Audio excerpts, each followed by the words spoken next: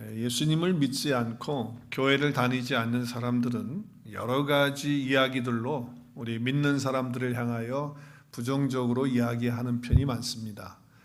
그 가운데 한 가지는 교회 다니는 우리들, 또 예수님 믿는 우리들을 향해서 이렇게 이야기합니다. 교회 다니는 당신들은, 예수 믿는 당신들은 일주일 내내 살면서 온갖 죄는 다 짓고, 그리고 주일날, 일요일날 되면 교회 가서 잘못했습니다 하고 회개하고 눈물 흘리면 다 되는 겁니까? 이렇게 이야기를 합니다. 그러면서 한수 더 떠서 하는 얘기가, 나처럼 교회 다니지 않고 예수님 안 믿고 착하게 살고 죄 안 지면 일요일날 교회 가지 않아도 되지 않느냐, 이렇게 이야기를 하는 분들이 있습니다. 사실 그분들이 잘 몰라서 그러는 거죠. 사실 우리 예수 믿는 사람들은 일주일 내내 말씀 가지고 말씀 안에서 승리하기 위하여, 또 죄를 이기기 위하여, 또 죄 가운데 살지 않고 주님 뜻대로 살기 위하여 몸부림치며 또 주를 바라보며 그렇게 삽니다. 그래서 사실 우리 죄를 이기고 산다고요. 그리고 하나님의 은혜 가운데, 능력 가운데 자유와 기쁨을 누리면서 사는 것이 우리 그리스도인들의 삶이죠. 주님께서 우리를 그렇게 인도해 주시는 거예요. 공급도 해 주시고 역사해 주시는 것이죠. 그래서 우리가 교회 나와서 예배할 때 어떻게 예배드립니까? 하나님, 일주일 동안 정말 주님 함께 해주셔서 감사합니다. 그리고 말씀 가지고 말씀 안에서 이렇게 살면서 승리케 하시고 주님을 경험하며 살 수 있도록, 또 죄를 이기면서 살 수 있도록 해주셔서 감사합니다. 주님께 찬양 드립니다. 주님께 영광 올려드립니다 하면서 우리가 주일날 예배하는 거 아닙니까? 아멘. 예. 그럼에도 불구하고 어느 때는 우리가 또 마음이 좀 상심이 될 때도 있고 넘어질 때도 있지요. 그러면 우리는 주님의 긍휼을 구하고 주님의 사랑과 은혜 앞으로 또 나가는 거예요. 그렇죠? 우리 넘어졌으니까, 연약하니까. 그래서 주님 앞에 회개도 하고 자복도 하고 또 주님의 은혜가 우리 가운데 있도록, 그래서 주님이 다시 우리를 세워주시는 것이죠.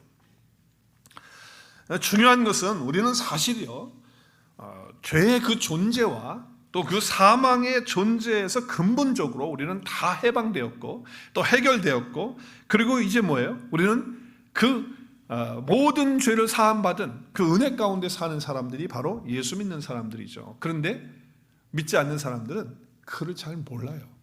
그래서 그냥 단순히 우리가 가서 주님 앞에 눈물 흘리고 회개하는 거, 그런 거 하는 거에 대해서 빗대어서 이야기를 하긴 하지만, 사실은 진정한 의미에서 우리 믿는 사람들에 대한 우리 안에 있는 것을 못 보기 때문에 그렇게 이야기한다라고 하는 것이죠. 여러분, 죄라고 하는 것은 우리가 크게 세 가지를 볼 수 있지만, 그렇지만 오늘 두 가지만 생각해 보면, 죄에는요 두 가지가 있어요. 어떤 죄가 있습니까? 원죄라고 하는 죄가 있고 자범죄라고 하는 죄가 있어요. 이 두 가지의 죄를 볼 때 여러분은 어떤 내가 행위를 해가지고 나쁜 행위를 하니까, 나쁜 짓을 해가지고서 죄를 짓는 것으로 죄를 생각합니까? 아니면 죄라고 하는 존재로 여러분이 죄를 봅니까? 여러분은 어떻게 봅니까? 여러분 한번 마음으로 답을 해보세요. 나는 죄를 지는 것에 대해서, 내가 행동한 거에 대해서 내 속에서 나와서 행동으로 옮긴 것, 그것이 죄입니까? 아니면 죄라고 하는 존재가 내 안에 있기 때문에 죄입니까? 여러분은 어떤 것으로 봅니까? 여러분, 이 죄라고 하는 것은 헬라어에서 하르마티아라고 하는 것으로 단어를 쓰는데, 죄의 행위로 보기보다는 존재의 의미로 더 보는 것이 가깝습니다.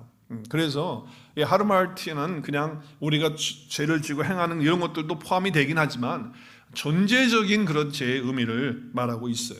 그래서 우리는 기도할 때 이렇게 기도하는 경우가 있잖아요. 하나님 아버지, 제가 알고 지은 죄도 용서해 주시고 또 모르고 지은 죄도 용서해 달라. 그래서 하나님, 알고 지은 죄도 있습니다, 모르고 지은 죄도 있습니다. 그래서 우리는 죄를 생각할 때 내가 무슨 행동을 해가지고 지은 죄들에 대한 것들로 자꾸 생각을 하는 경향이 많아요. 우리 찬송가 가운데에 다 은혜 받는 찬양이 있어요. 옛날 찬송가는 405장인데 나 같은 죄인 살리신, 영어로는 Amazing Grace. 이거는 뭐 예수님 안 믿는 사람들도 이 찬양은 많이 알고 다 부르고 그러더라고요. 근데 여러분, 여기에 나 같은 죄인이라고 할 때 그 죄인이 내가 어떤 행동, 나쁜 짓을 했기 때문에 죄인이라고 여러분은 생각하면서 이 찬양 부릅니까? 아니면 죄라고 하는 존재가 내 안에 있기 때문에 나는 죄인이라고 이렇게 하면서 부릅니까? 많은 사람들이 어떻게 부를까요? 대부분의 사람들이 내가 행위로 지은 죄 때문에 죄인 된 거예요.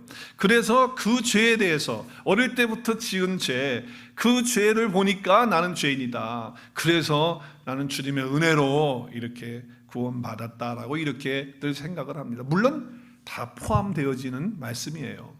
그런데 우리는 나 같은 죄인 살리신 그럴 때 항상 내가 거짓말하고 그리고 나쁜 짓 하고 그리고 남을 해치고 또 뭐 바람직하지 못한 일을 했을 때 그런 것들 때문에 나 같은 죄인이라고 우리는 대부분 그렇게 생각한다라고 하는 것이죠. 그런데 여러분, 죄인이라고 할 때 그 죄를 전제로 먼저 생각을 할 수 있어야 돼요. 바울 사도는요, 성령의 감동을 통하여 자기가 율법을 지킴으로 의롭다고 생각된다고 생각했어요. 그렇기 때문에 어떤 행위를 잘못하면 죄를 지는 것 때문에 내가 잘못된다라고 이렇게 여겼던 사람이에요. 그래서 율법에 흠이 없기 위해서 몸부림치고 그 죄를 짓지 않기 위해서 어떤 행함을 하지 않기 위해서 그렇게 살다가 예수님을 만나고 난 다음에 그가 성령의 감동을 통해서 이렇게 고백해요. 로마서 7장 말씀에 보면 내가 행하는 이것을 내가 알지 못하노니 내가 원하는 것 뭡니까? 하나님의 말씀대로 그리고 선하게 사는 거예요. 그런데 자기가 좋아하지 않고 행하는 그 미워하는 것들을 자기가 지금 행하고 있다는 거예요. 그러면서 16절에 만일 내가 원하지 아니하는 그것을 행하면 내가 이로써 율법이 선한 것을 시인하는 것이다 라고 얘기하면서 17절에 뭐라고 얘기합니까? 시작. 이제는 그것을 행하는 게 뭐예요? 죄를 행하는 그것은 내가 아니요 내 속에 어떻게 하는? 거하는 죄가 전제로 있기 때문에 그렇다는 거예요. 그래서 NIV 성경에는 It is sin living in me예요. 그래서 번역을 참 잘했죠, NIV가.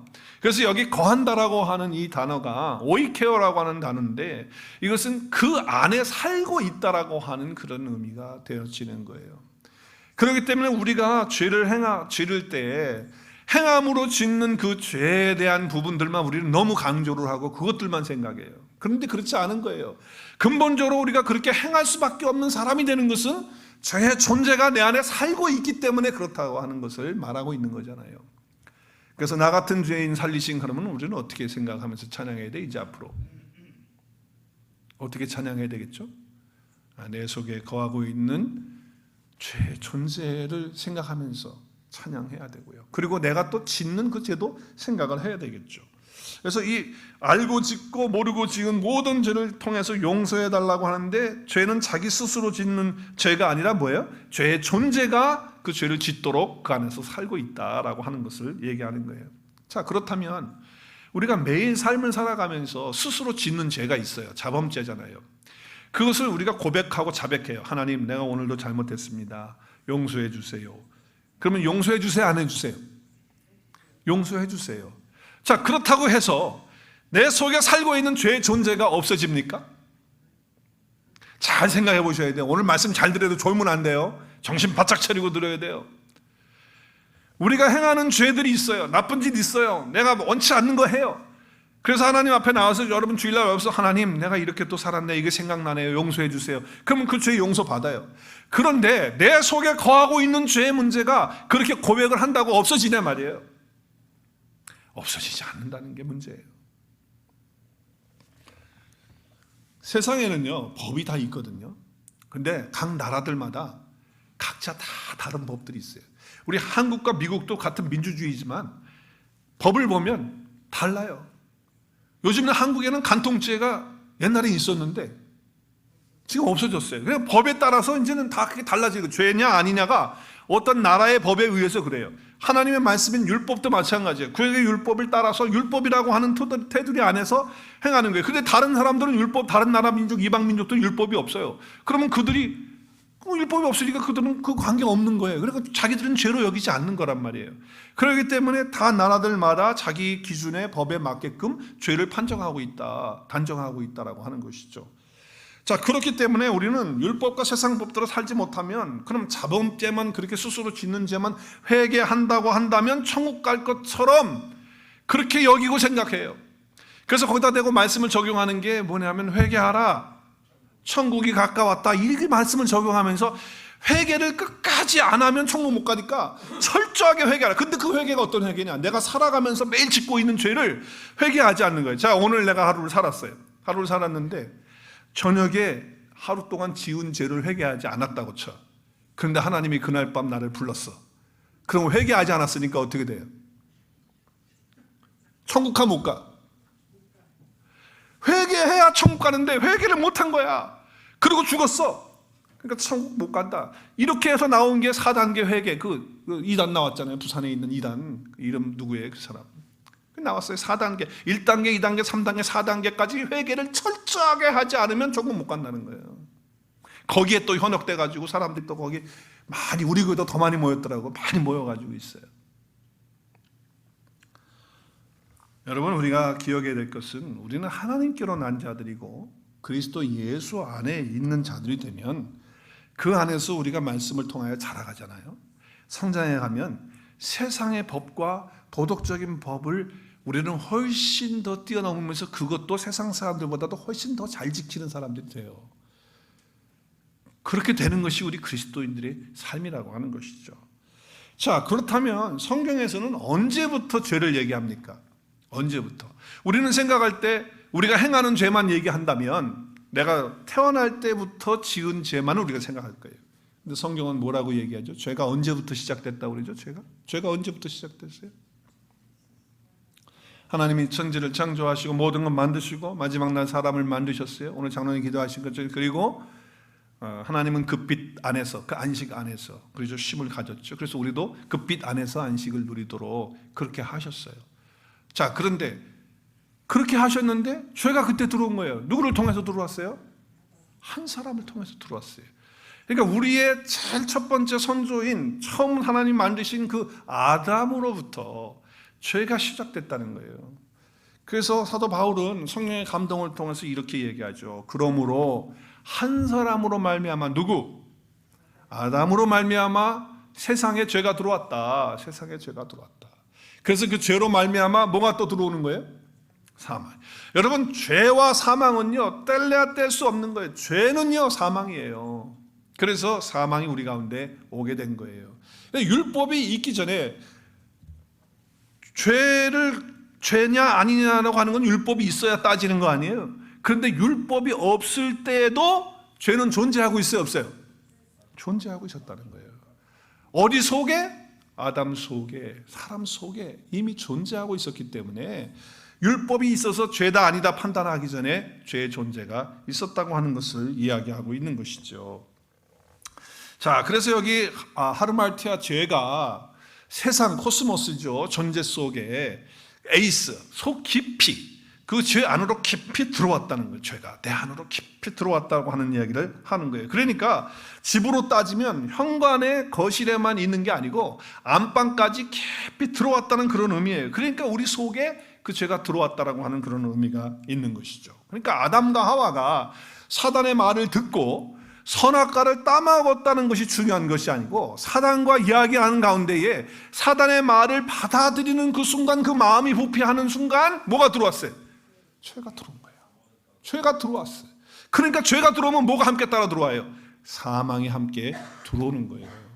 그래서 죄와 사망이 붙어 있기 때문에 절대로 떨어지지 않는 그 존재가 우리 가운데 있게 되었다라고 하는 것이죠. 지금 그 이야기를 하는 거예요. 자, 그러면서 이렇게 얘기해요. 아담으로부터 모세까지 아담의 범죄와 같은 죄를 짓지 아니한 자들. 우리는 아담이 지은 죄를 짓지 않았어요. 금요일날도 말씀드렸죠, 예배 때. 우리가 정말 그가 따먹었던 그거, 그리고 사단과 대화하면서 마음이 부패했던 그거와 똑같은 거 우리 하지 않았어요. 그럼에도 불구하고 사망이 왕노릇했다는 게 뭐예요? 죄가 들어와서 죄가 다스리는 존재가 되었다는 거죠. 그런데 아담은 오실자의 모형이 되었다. 모형이 되었다라고 하는 이 이야기는 뭐냐면 예수님이 아담과 똑같은 혈과 육을 가지고 이 땅에 오셨다는 얘기예요. 그러니까 아담의 모양을 가지고 예수님 오셨잖아요. 그게 뭐예요? 사람의 모양대로 오신 거예요. 혈과 육으로 오셨다고요. 아담도 혈과 육으로 지어진 존재고 예수님도 혈과 육으로 오셨어요. 그런데 아담 속에는 뭐가 있어요? 죄가 있고 사망이 있어요. 근데 예수님 속에는 죄와 사망이 없고 영생이 예수님 안에, 생명이 예수님 안에 있는 거예요. 자, 그렇기 때문에 그 생명이 있는 그분이 오셔야지만 되기 때문에 둘째 아담이신, 우리가 똑같은 죄가 없으신 그분이 오셔야지만 되는 거예요. 그렇죠? 그래서 사단은 죄의 존재가 그 안에 살고 있기 때문에 그가 말하는 것을 받아들이면 그가 들어가는, 사망이 들어가서 아담에게, 첫째 아담 속에 들어가는 거예요.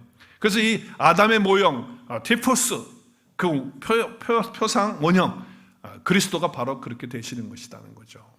그래서 이제는 뭐예요?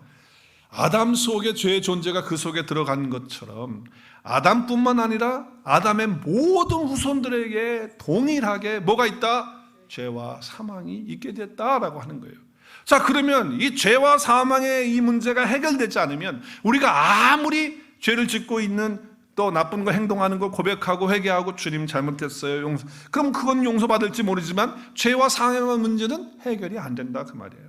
그래서 누가 오셔야 됐냐? 둘째 아담이신 예수 그리스도가 오셔야 돼요. 그래서 예수님이 오셔서 대신 죄와 사망을 십자가에서 어떻게 하세요? 다 해결하세요. 우리의 죄와 사망을 십자가에서 해결하시는 거예요. 그리고 그리스도 예수 안에서 믿는 자들에게는 더 이상 죄와 사망이 없는 삶으로 인도해 주신 것입니다. 할렐루야! 저와 여러분이 그렇게 되어진 존재예요. 자, 그런데 이제 오늘 본문의 말씀에 다윗이 시편 32편을 기록할 당시에 시점이 어느 때인가? 그때는 밧세바라고 하는 여인을 간음을 하고, 그리고 그 밧세바의 남편 우리아를 전쟁터에 보내갖고 죽이라고 하는 명령을 해서 죽이는, 그래서 살인죄를 진 그 후에 나단 선지자를 하나님이 보내셨죠.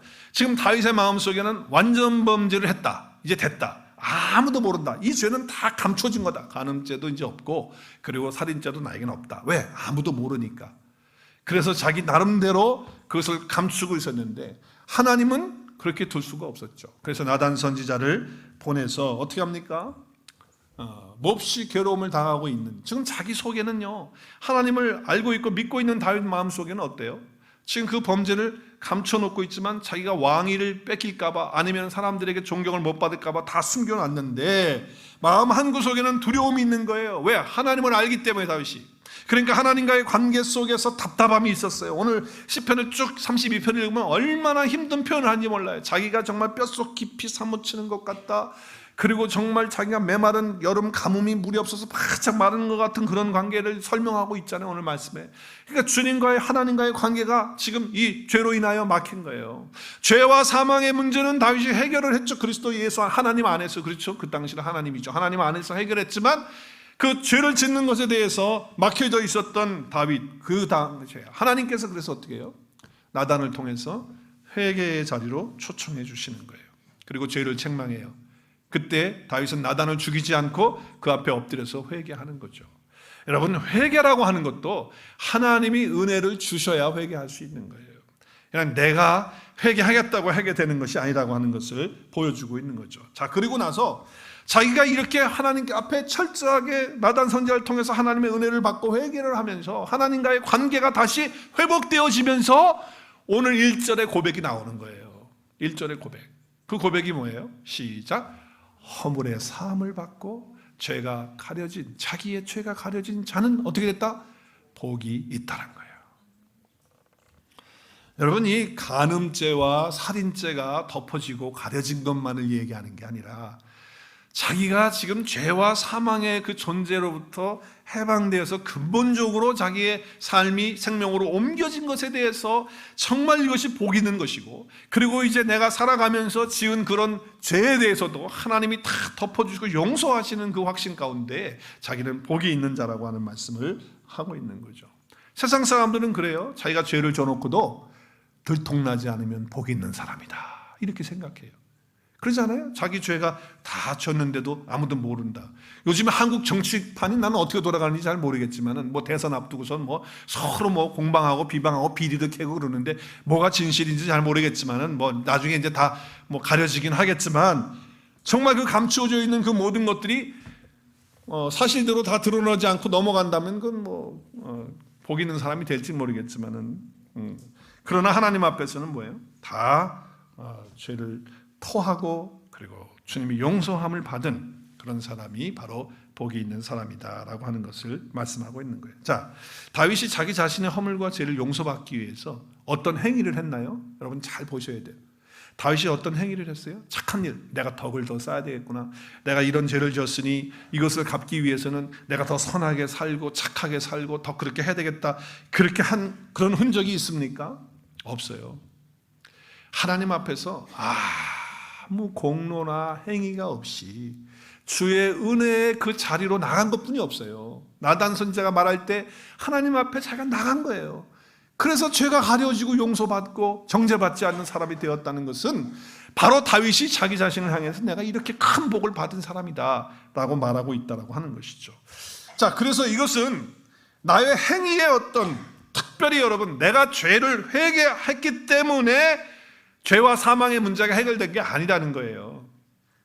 이미 예수 그리스도께서 내 죄의 문제, 사망의 문제를 다 해결해 주셨기 때문에 그분을 받아들이고 그분을 내 안에 모시고 그분 안에 들어가 살면 하나님께서 그 예수 그리스도를 보고 우리를 어떻게 하시는 거예요? 의롭다고 여겨 주신다는 거죠. 죄인이지만 의롭다고 여겨 주시는 그런 은혜를 받은 사람이 복 있는 사람이라는 것을 다윗이 다시 한번 깨달으면서 하나님께 감사하고 있다는 거예요.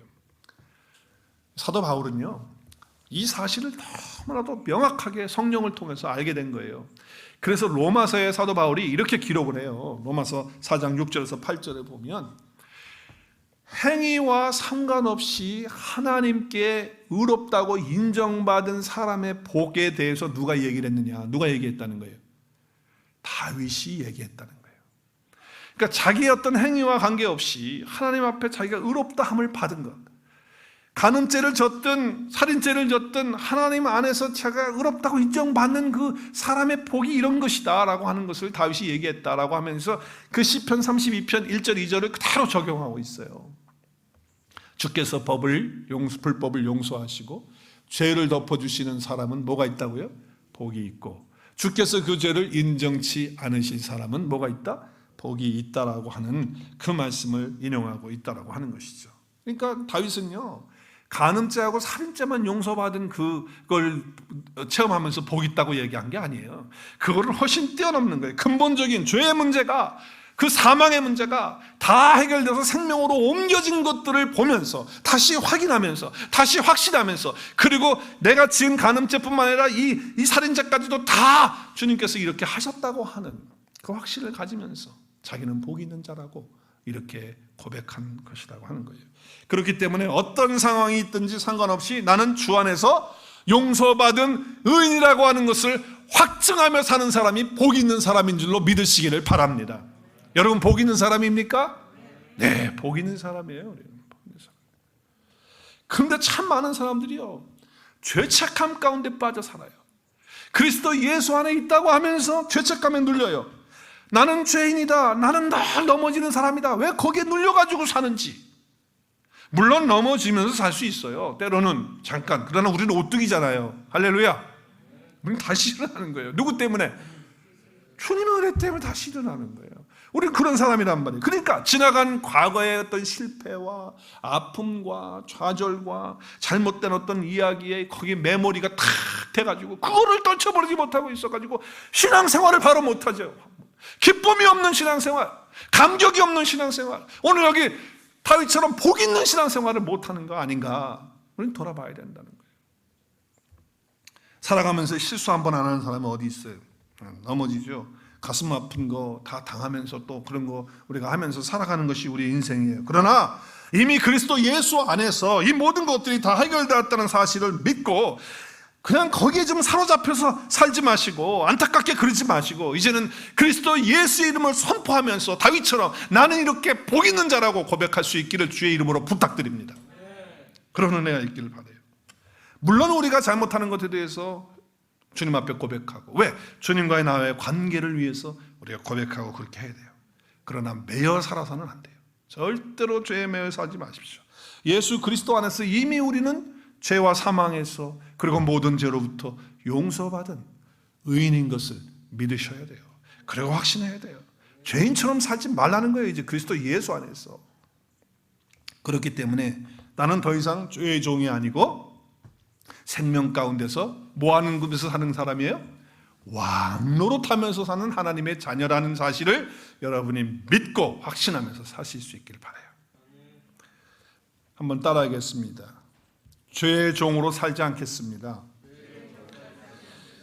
죄에 매여서 지배당하고 끌려다니지 않겠습니다. 할렐루야. 예, 생명 안에서 왕노릇하면서 살겠습니다. 예, 그렇게 사셔야 돼요. 우리는 그런 자들이에요. 누가 우리를 묶을 수 있습니까? 누가 우리를 메울 수 있습니까? 없어요. 우리는 그리스도 예수 안에 있는 자들. 누구도 우리를 속박할 수 없는 거예요.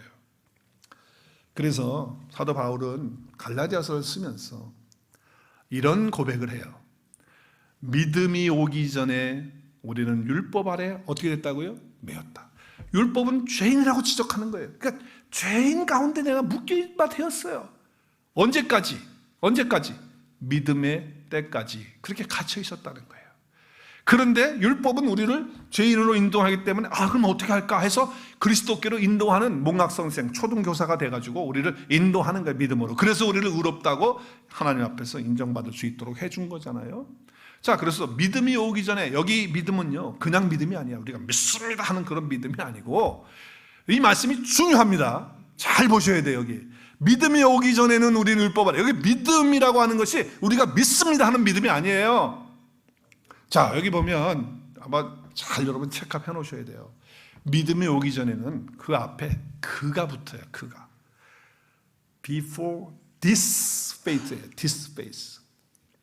헬라어로 보면 텐이라고 하는 텐 피스틴이 믿음인데 텐 그 정관사가 붙어요.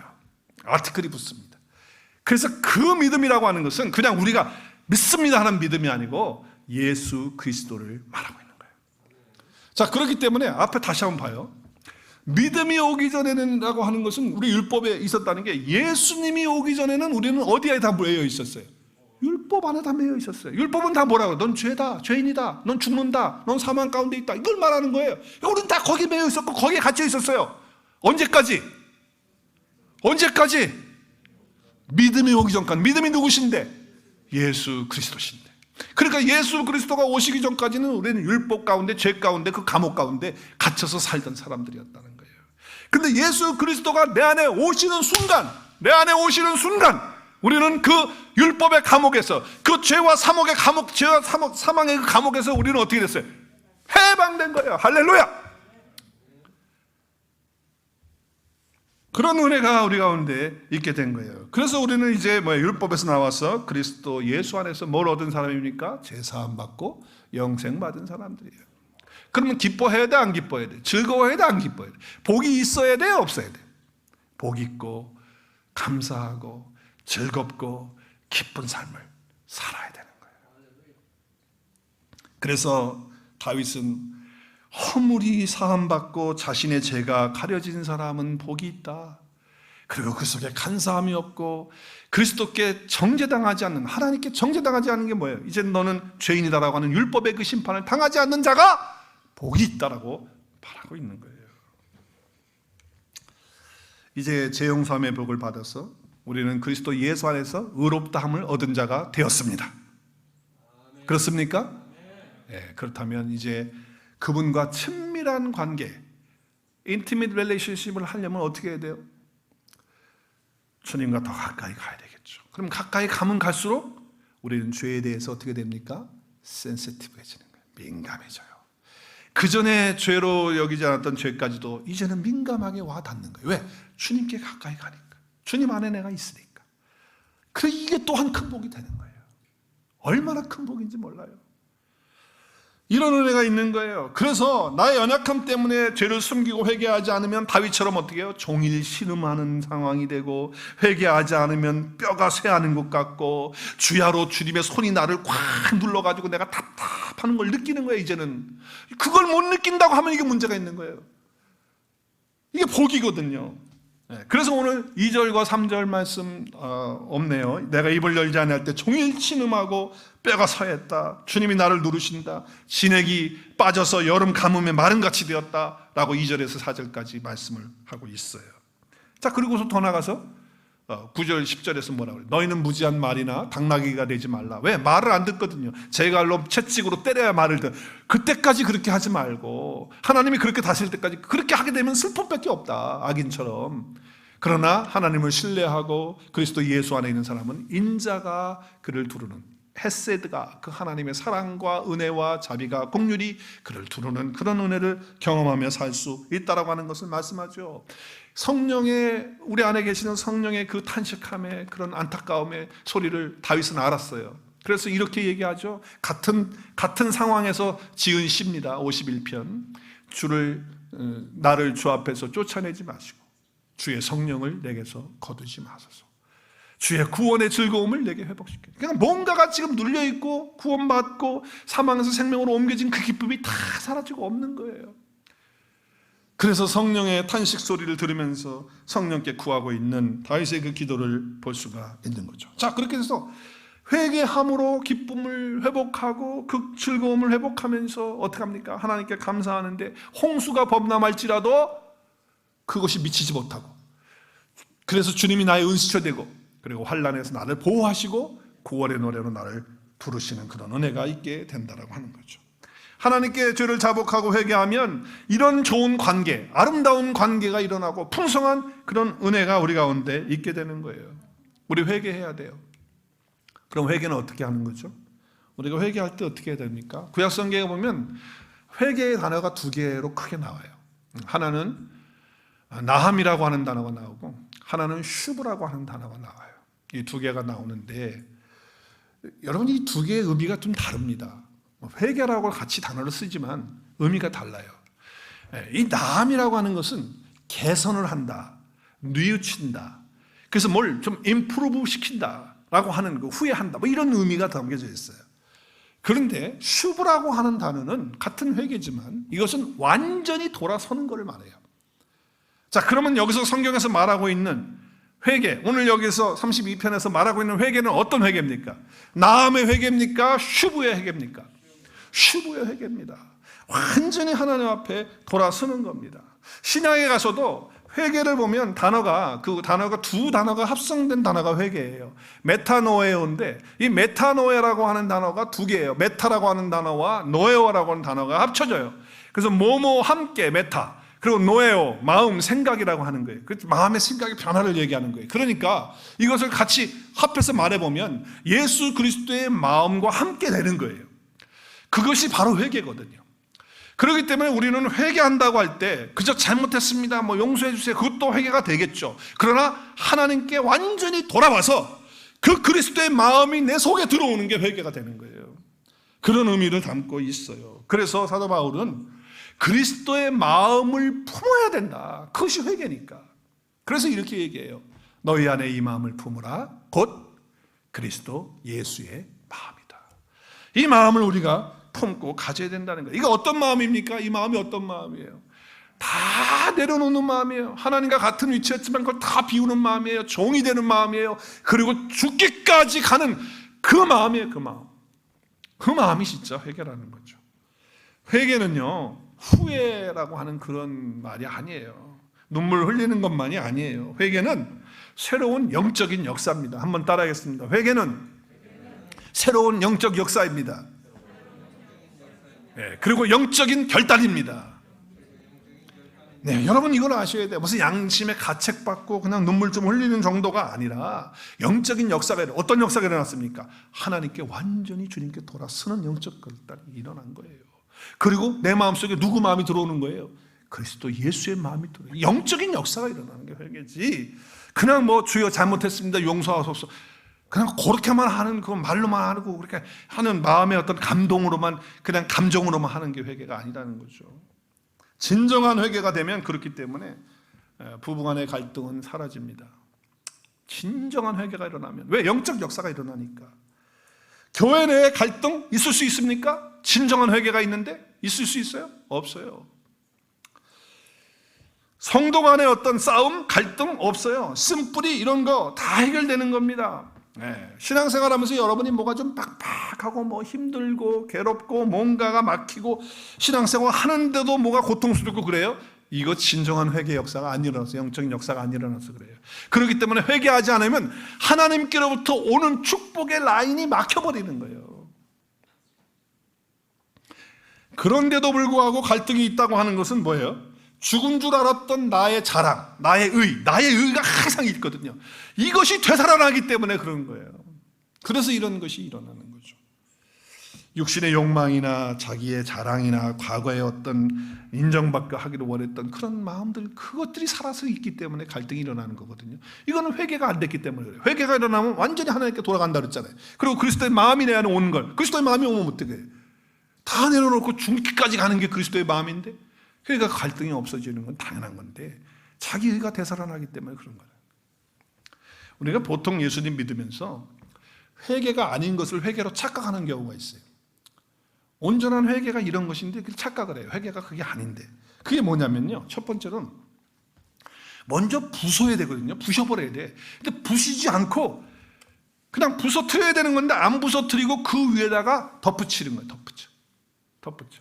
그럼 나라고 하는 그런 어떤 의가 있어요. 그 의를 갖다가 다 부셔버려야 되거든요. 근데 내 의는 그대로 두고 거기다가 뭐예요?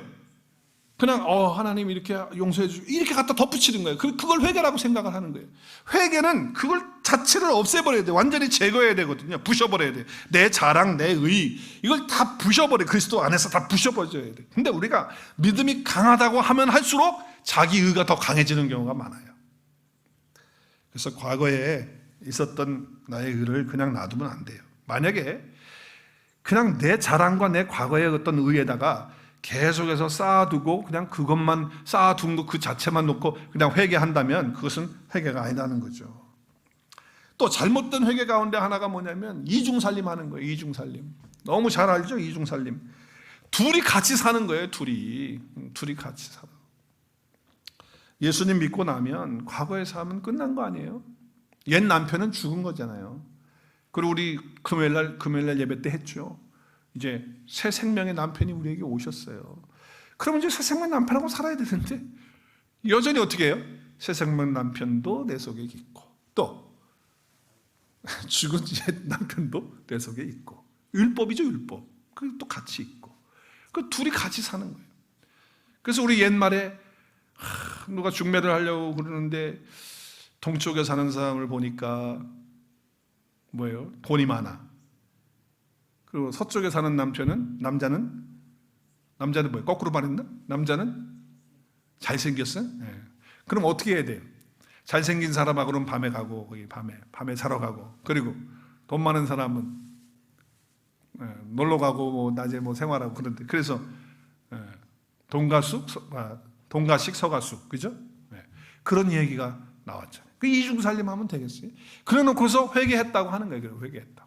그냥 내가 잘못했다고 용서만 비면 회개가 되는 거예요? 그게 아니라는 거죠. 이 이중살림하는 것을 어떻게 해야 돼요?